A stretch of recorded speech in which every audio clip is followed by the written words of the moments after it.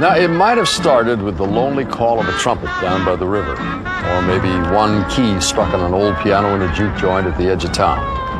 One thing is certain, it all came together at the beginning of the century, and Memphis became the home of the blues. Hi, this is Dick Clark, and I'm standing in a light rain on the roof of the historic Peabody Hotel in downtown Memphis. Now, up here, we're able to see one of the most famous rivers in the whole wide world, the Mississippi. It conjures up romance, all kinds of music. In the early 1900s, it was on that river that musicians traveled by barge, riverboat, steamship, any way they could to get to Memphis, the city where it was all happening. They gathered down there on Beale Street and became one of the most exciting musical movements in American history. About 1912, that's where W.C. Handy's Memphis Blues became the first blues song ever published.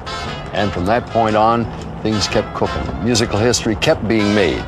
In the mid-50s, 5 young men arrived in Memphis, each searching for his own style of music. And by combining the heart of country with the soul of rhythm and blues, they found a new sound and changed popular music forever.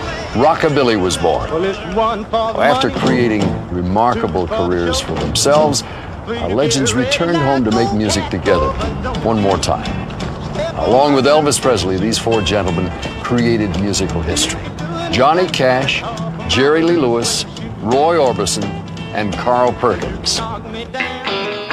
From Memphis, Tennessee, where rock and roll was born, it's Johnny Cash, Jerry Lee Lewis, Roy Orbison, and Carl Perkins, with their very special guests, June Carter Cash, John Fogerty, The Judds, Rick Nelson, Ace Cannon, and Marty Stewart. Coming Home, a rockin' reunion hosted by Dick Clark. Now, it all started in a small storefront recording studio operated by Sun Records. And that studio was about to come alive once again with a sound that touched all of us. Today, we call it rock and roll.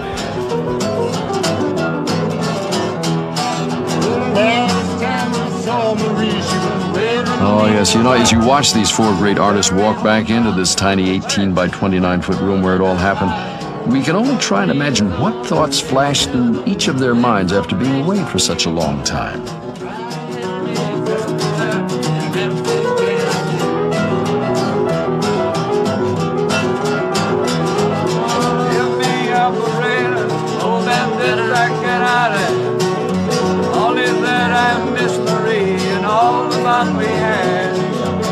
She's only 6 years old, information please. Try to connect me back with her in Memphis, Tennessee. That jam was the beginning of a week filled with music and memories. Now, as we experience this celebration, you're going to hear these legends and their friends in very revealing interviews as they talked with our producer-director, Gene Weed.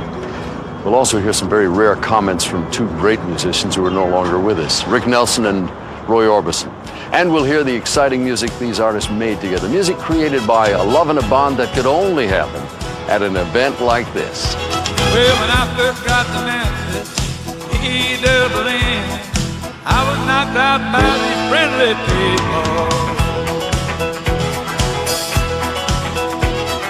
They all said, howdy, howdy, come on in. We don't know the meaning of a word outside. I said, because you all play this kind of music, well, that's something I would surely like to know. When I was a boy, I heard this wild kind of music. I think they called it hello rock and roll. Can you tell me what you know about rock and roll? He said, son, it's just a feeling without any soul. Just a simple story with this wild rock and roll. Hey, little boys in Louisiana, all this rock and roll. but I'll tell you a secret. It drives the women crazy. And that's all you need to know about rock and roll.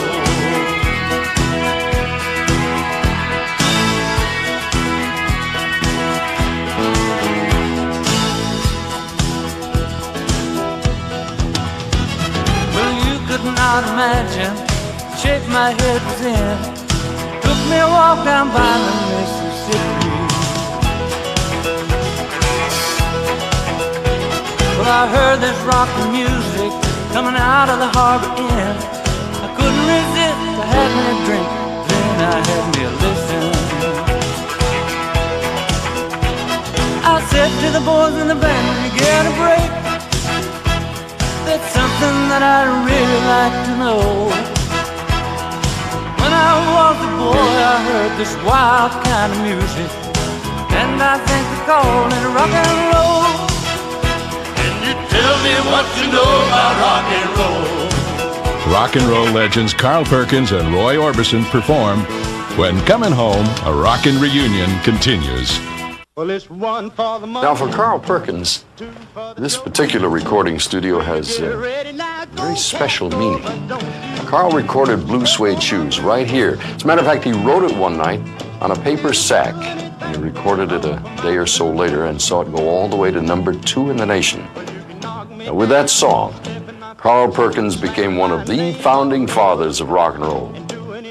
You know, Carl, oftentimes one event, one thing can change a person's life forever. And with your writing of Blue Suede Shoes, a lot of lives were changed forever. They learned about rockabilly and rock and roll. How did that all come about? I was playing a club in Jackson, Tennessee for a sorority. They hired our little group to play, and this cat said that to a girl. He said, don't step on my suede. And she was so pretty that it bothered me that he thought that much of his shoes. It really did. It tore me up because I had not owned a pair of them at that time. I wanted them, but I was a little out of my class, you know, to be able to afford that. But I couldn't get it out of my mind. I went back to that project house that night, and I was just, I could see her. I could see him that proud of his shoes. Her feelings was hurt. My soul was tore up. I just couldn't go to sleep. I mean, I 1 for the money, 2 for the show, 3 get ready, 4 to go. I went downstairs. I took my little old guitar, and something like this. I said, 1 for the money, 2 for the show, 3 to get ready. Go. Cat, go, but don't you? My wife stuck her head down upstairs. We had 2 rooms up and 2 down, and she said, Carl, you gonna wake up these babies. But I said, whose song is that? I said, it's ours. Well, Nashville had country music, but Memphis had the soul.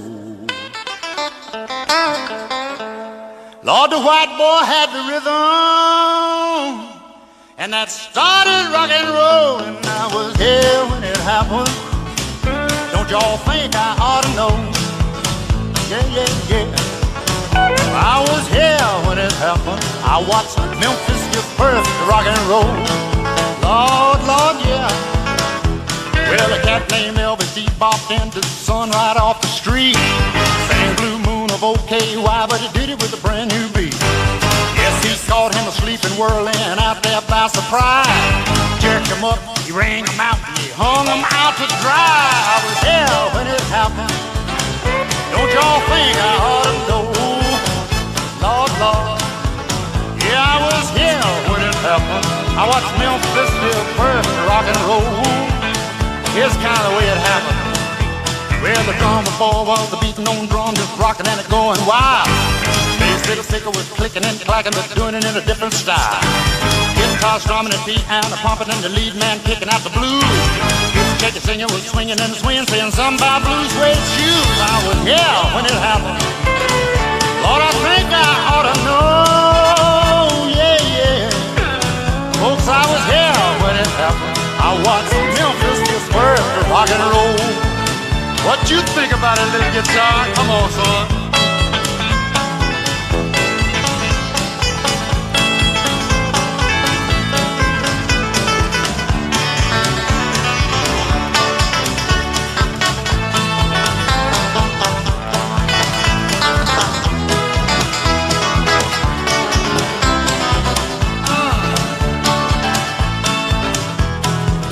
folks called it the devil's music, others said it wouldn't last long.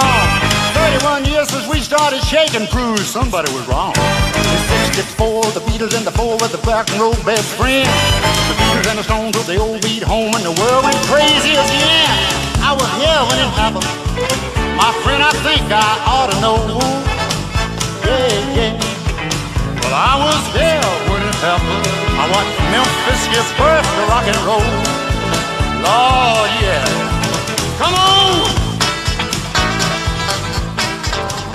It's hard for me to believe that I influenced with that little old simple guitar. I certainly didn't mean to mess up anybody's music. I just played it the only way I knew how. Still do.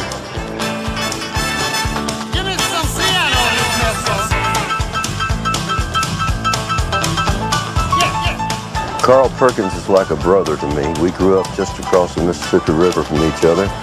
I've always been a fan of his guitar playing, especially, and the way he dances on stage. I've always wished I could move my feet like that.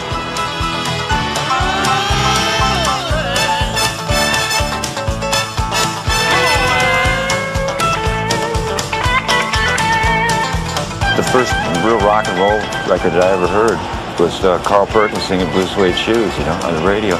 And boy, right then I knew what I wanted to do. When they said in the beginning that our music wouldn't last, it'll be gone. It's just one of those things. It's gonna go. There's nothing to it.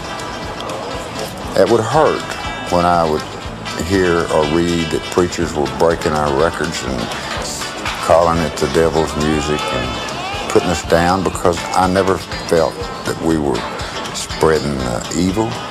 I thought it was something to make people forget and feel good. That's what it did for me.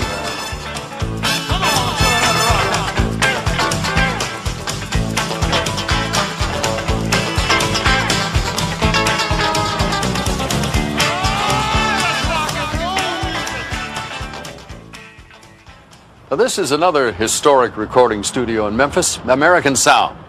They say more #1 hits came out of this room than any other studio in the whole world. Now, I know that's saying quite a bit, but let me name just a few of the artists and songs that were recorded here.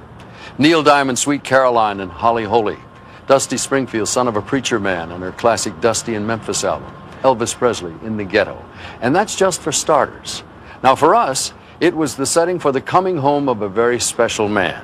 He started his career as a backup singer in Texas for Pat Boone. Hey, baby, jump over here when you do it. Then he was heard by Sam Phillips and journeyed to Memphis. So I asked John Cash backstage. I said, how do you get on records? He said, call Sam Phillips and tell him I recommended you. So I did, and Sam said, Johnny Cash doesn't run my record company, and hung up the phone.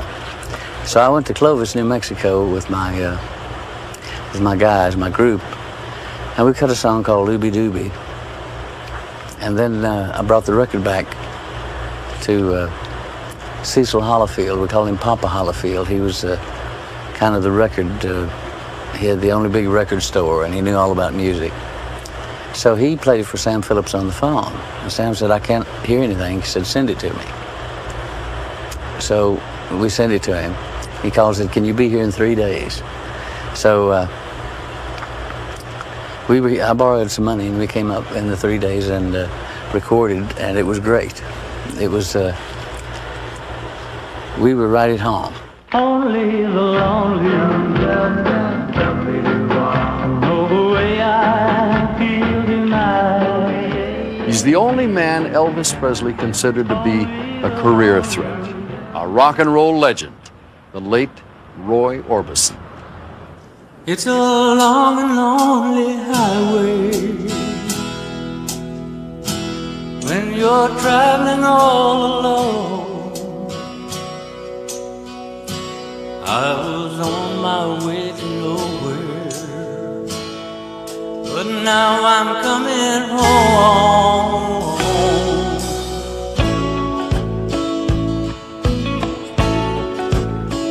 I'm coming home. Well, I've been running through the fire. I've been burning for so long. If I took it any higher, baby, I would still be gone. But now I'm coming home, coming home, coming home. I'm coming home, coming home, coming home. Well, my home was really never on a foreign distant shore.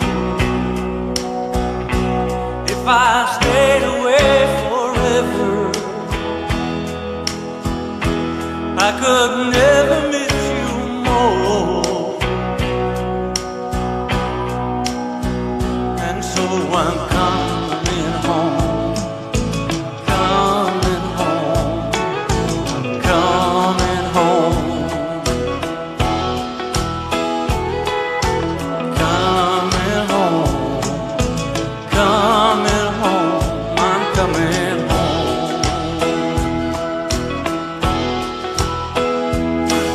I think of all the years gone by, never even wondered why I never touched the ground. All the time has come and gone, all the nights I spent alone, but now I'm homeward bound. I heard the thunder over Canaan, and I've heard the angels cry, and their voices came revealing, as you live, so will you die. I'm coming home, coming home, I'm coming home, I'm coming home, coming home, I'm coming home. So when I'm singing the song Coming Home, I kind of lose myself in a song. And I'm sure the expression on my face and the way I was singing was about, I had to be thinking about Carl and Johnny and Jerry Lee, you know.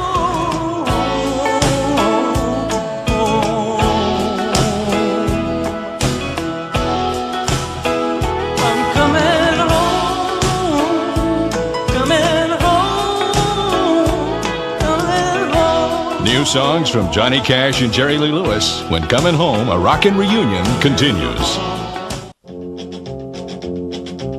I keep a close watch on this heart of mine. Now that song, I Walk the Line, can only mean the Man in Black, Johnny Cash. It was released in 1956. It was his third hit, and it became Johnny's signature song. It's also an example of how country met the blues, and the two of them formed rock and roll.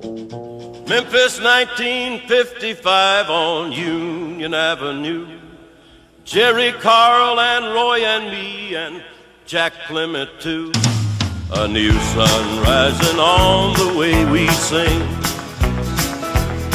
and a world of weirdos waiting in the wings. Oh, but I'm a different man for loving you, and I take a shot at what you asked me to. And baby, I will rock and roll with you if I have to.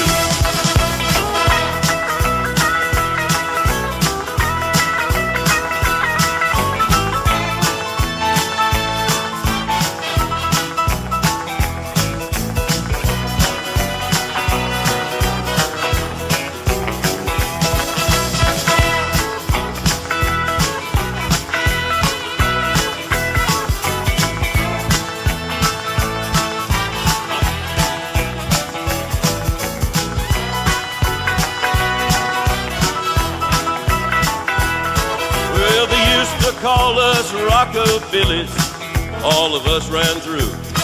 When the big cat opened up the door, boop, bop, and lop, bamboo. I didn't ever play much rock and roll, 'cause I got so much country in my soul. But I love you, and though I'm past 42, there are still a few things yet I didn't do. And baby, I will rock and roll with you if I have to. Throughout the years, ever since I left Sun Records in 1958, somebody at one time or another every year said you should go back to Memphis to record the old feel, the old sound.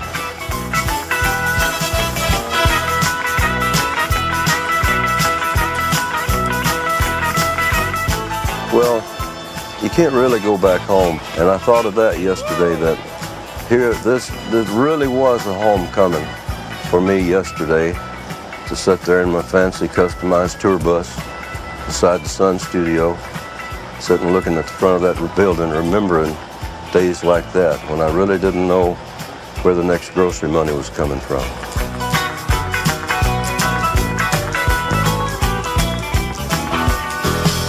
That's all I ever wanted to do was sing.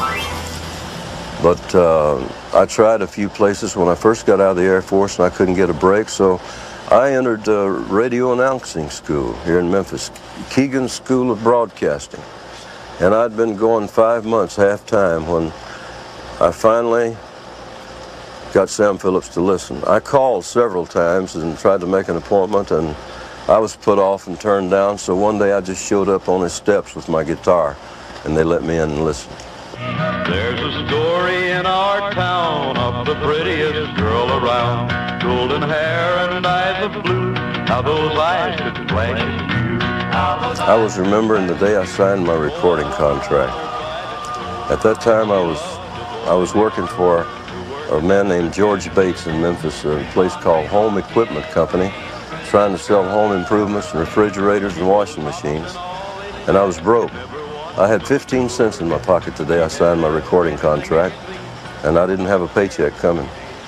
And when I walked out the door, and I thought of this yesterday when I crossed those steps, there was a panhandler asked me for money when I walked out the door. And at that time, cigarettes were 20 cents a package and a loaf of bread was 20 cents, and I didn't have enough for either one. So I gave him my 15 cents and walked on. Like most early rockers, Jerry Lee Lewis came from the South, where living was the meanest. Now, we know of the romance of the river, but life was hard. Just imagine what it was like being down there along Cotton Row in the early waterfront days. Wasn't easy, I'm sure. This was reflected in a lot of the South's music, from gospel to blues to rock and roll. Now, for Jerry Lee, it was a pumping piano style with a sledgehammer beat that brought him the nickname The Killer.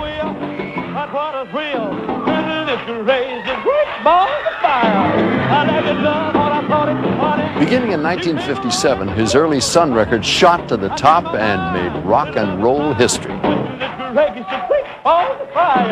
And Jerry Lee's still doing it today. Hey woman, I've been loving you since you were 16. My God, the best looking here, no Jerry Lee never seen. Come on, girl, you got my heart really jumping. Go ahead and keep my mother humping, motor running. Let's go. Have that mother humper on the road. Hold her down. Woo! Really got me humming. Keep my motor running. Hey baby, I got fuel injection, I got some chrome wheels, I got sweetie season girl, the kind you really like to feel. Satin sheets all up and down my bed. Pretty little pillow, you can lay your lovely head and let's get it on. My God, bring it on. Oh, you really got old Jerry humming. I got you my old motor running. Baby, some rock and roll. At the age of 8, the folks brought me a Stark piano on the low upright, and I taught myself to play. 2 weeks I was playing pretty good. You know, Sheriff, A couple of months I was doing fire. A year later I was playing just like I'm playing right now. Sam Phillips heard me, he said, "Son, what are you going to do 6 months from now? You making $10,000 a night?" I said, "Mr. Phillips, I'll be thankful to God if I can make $50 a night 6 months from now." He didn't miss it a day.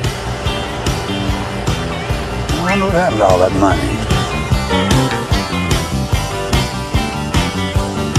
I got a little piece of moon shining in your face while I'm raising submarines looking down my lake.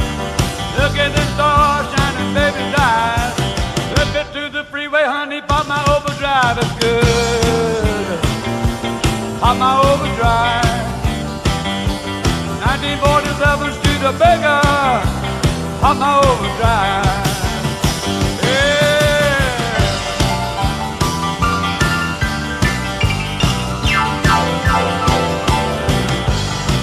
I knew it was different. I knew it was right.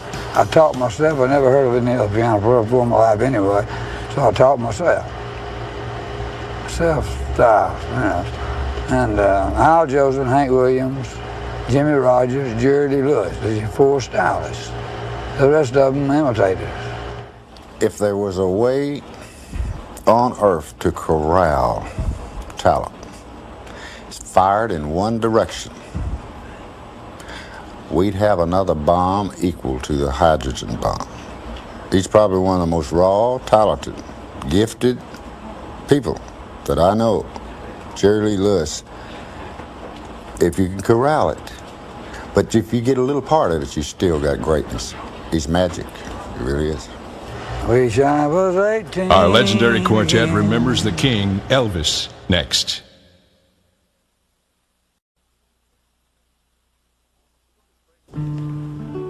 This is Graceland, the home and final resting place of one of the most influential singer-performers in the history of American music, Elvis Presley.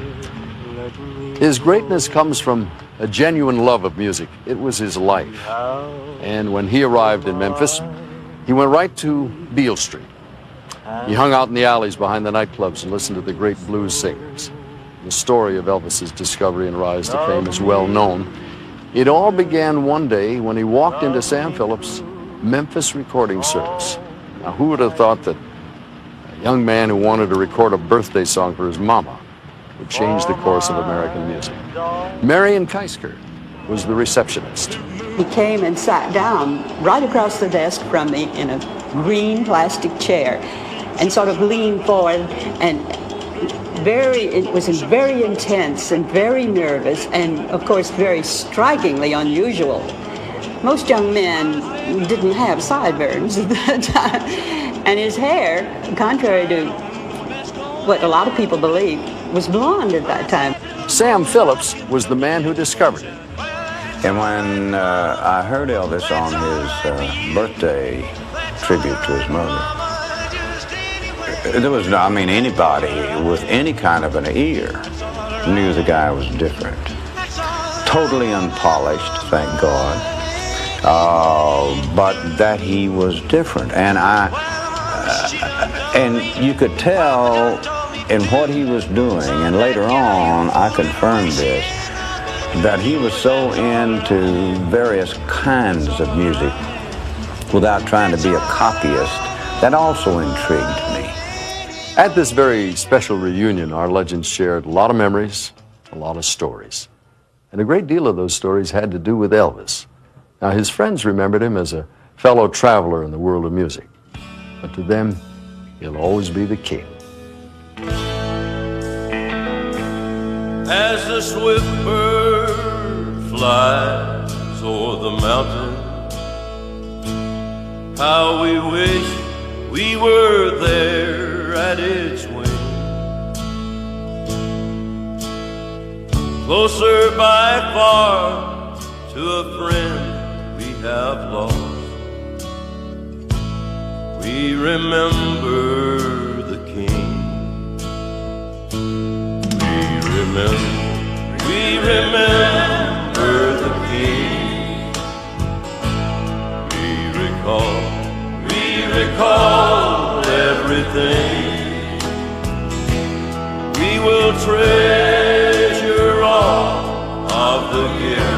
that he did bring. We remember the King.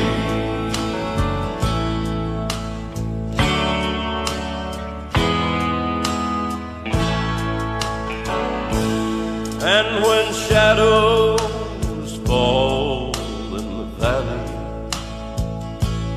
to that precious memory we cling, like a spark that ignites and his flame still shines bright, as we remember the King.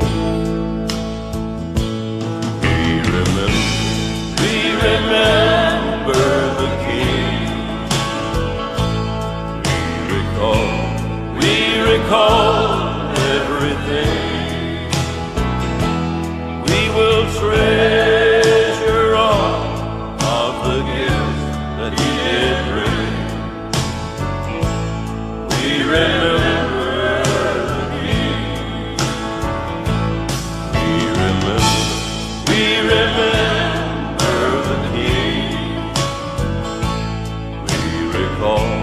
We recall everything.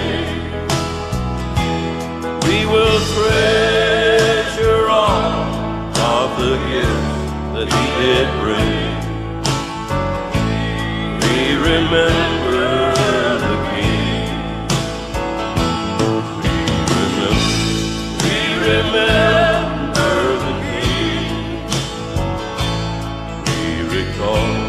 We recall everything. We will treasure all of the gifts that he did bring. We remember the King. Elvis is with us in spirit. I wish you were here personally. We were very, very fond of each other. We were sort of kindred souls and sent messages to each other through busy careers and everything. And I had a photograph taken with Elvis in '56, and then we had another photograph, I think, taken in 76, so it's a 20-year span there. And only 2 photographs. But when I started a movie, well, he'd send a telegram. If he opened a show somewhere, like in Vegas, we'd send telegrams. Sometimes just by word of mouth. He'd say, "This note's too high, somebody go get Orbison or something." And, but he was a great and wonderful fellow. And I feel he came to the studios. We sat around many evenings at the studio. Sometimes we'd play and sing. And so it's like he's not gone. And that's very, very good.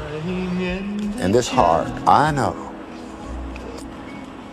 that our kind of music, it might have made it. It might have made it.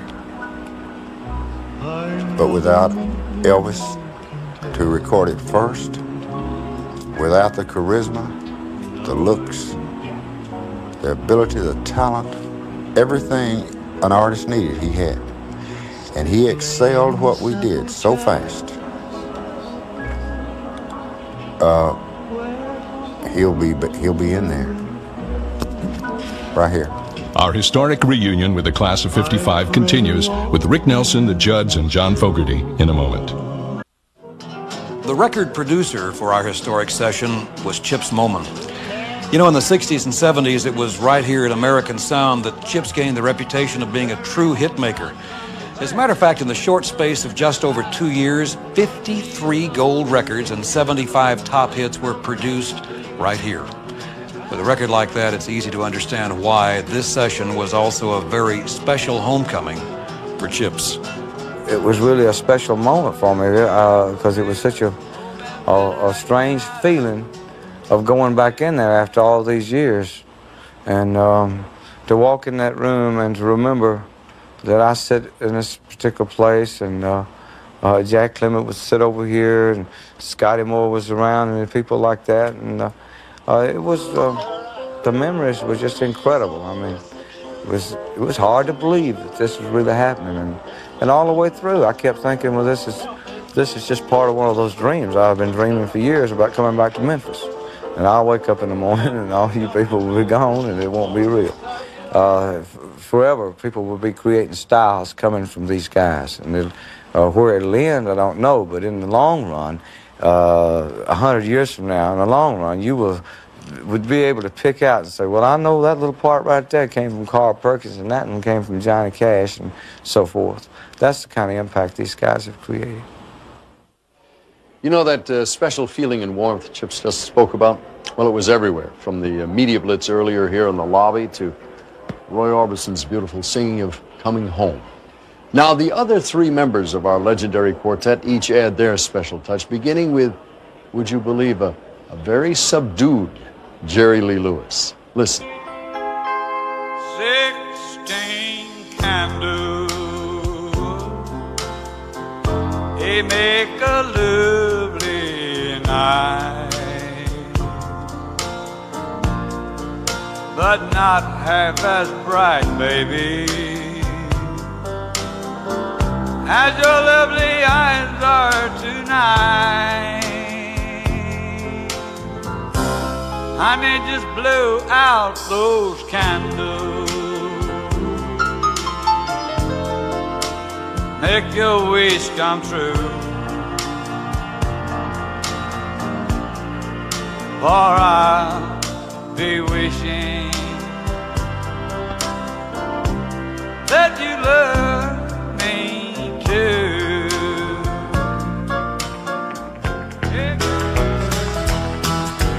Just around the corner there's heartache, down the street that loser hue. If you can wade in through the teardrops, you'll find me at the home of the blues. I walk and cry while my heart beats, keeps time with the drag of my shoes. The sun never shines through this window of mine. It's dark at the home of the blues. Oh, but the place is filled with the sweetest memories, memories so sweet that I cry. Dreams that I've had left me feeling so bad, I just want to give up and lay down and die. So if you've just lost your sweetheart, and it seems there's no good way to choose, come along with me, misery loves company. Welcome at the home of the blues.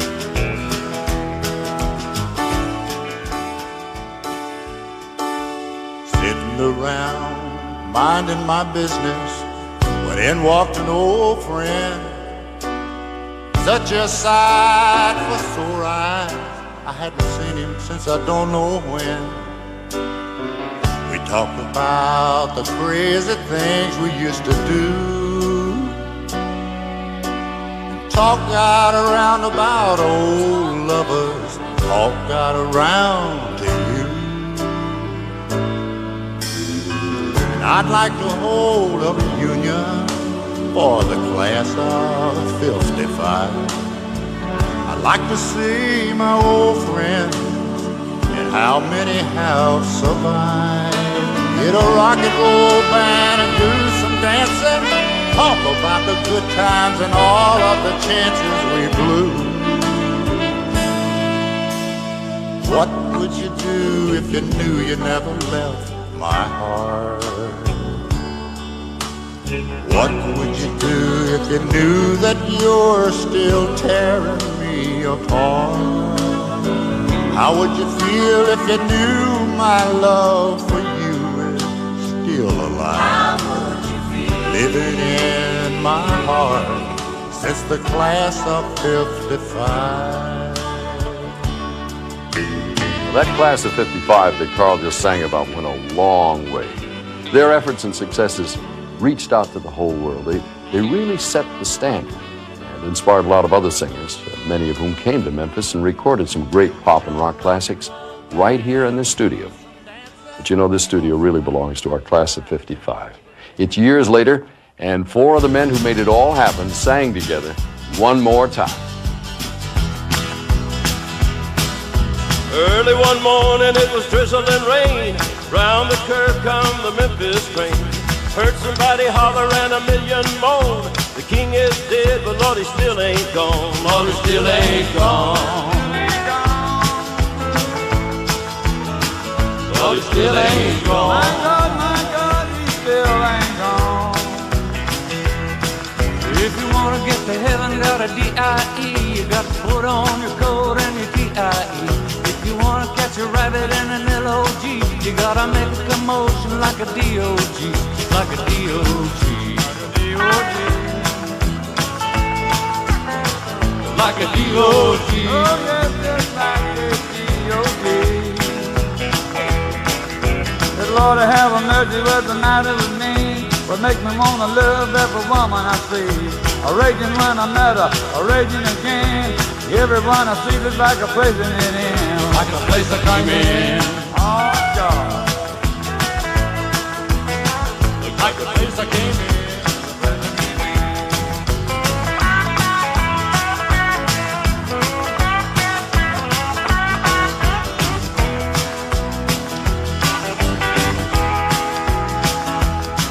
Lord, I got my name printed on my shirt. I ain't no ordinary dude, cause I don't have to work. I just got to town, now I'm gone again. But it's a different track, but it's the same old train. It's the same old train. Same old train.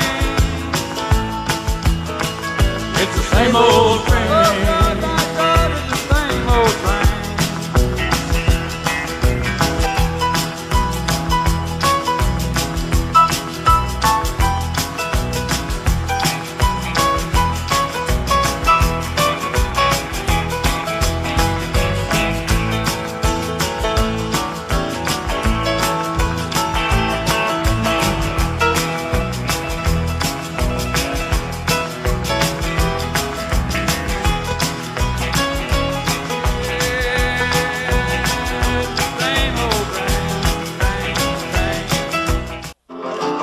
There was a lot of love and warmth during those sessions, artists having a reunion, laughing about the good old days, shedding a tear, and once again, making music together.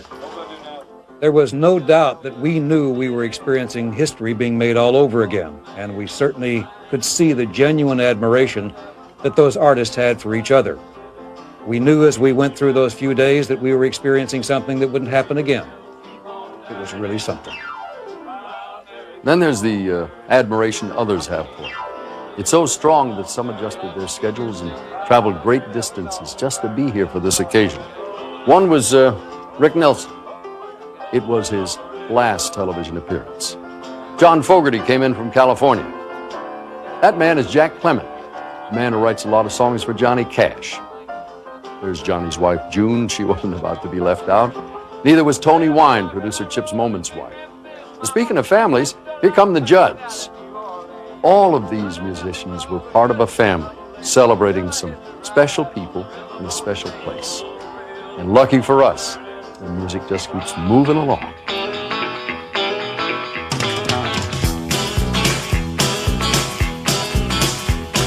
I was young, I spent my summer days playing on the track. The sound of the wind. I feel, without a doubt in my mind, that I'm one of the luckiest men that ever walked on this earth to be able to be called a part of what's happening here in Memphis. It was probably like for me, like a family, getting back, seeing each other after, say, 20 years, you know. It was just great to be, you know, just a great feeling in the room and everything. I think everybody had a good time. When we started this whole thing going live, we could hardly say hello to each other, for everybody around us and everything. But we finally got to pair off by ones and twos and everything, and by the end of the first day, while we had spent enough time with each other to feel like this was as good an idea as we thought it was, you know. And back out again, you know what they say about trains. It was great getting back in the old Sun studio. I really didn't think it was going to sound as good as it did. When they would do their thing there, man, it was taking you back, but still again, it was new too.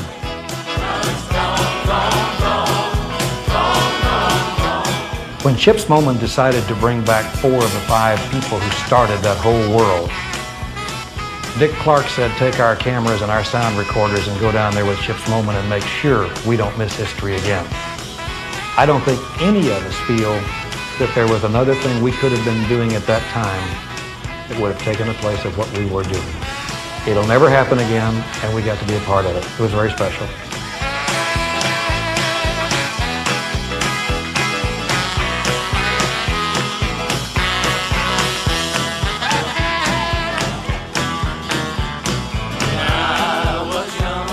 4 legends who helped change the course of American music getting together again where it all began.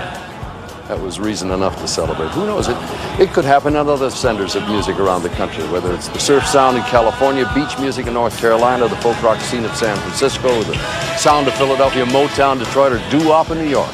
From coast to coast, this country is rich with musical history and there are memories to be shared.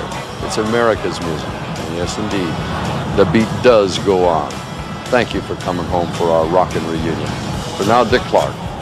So long.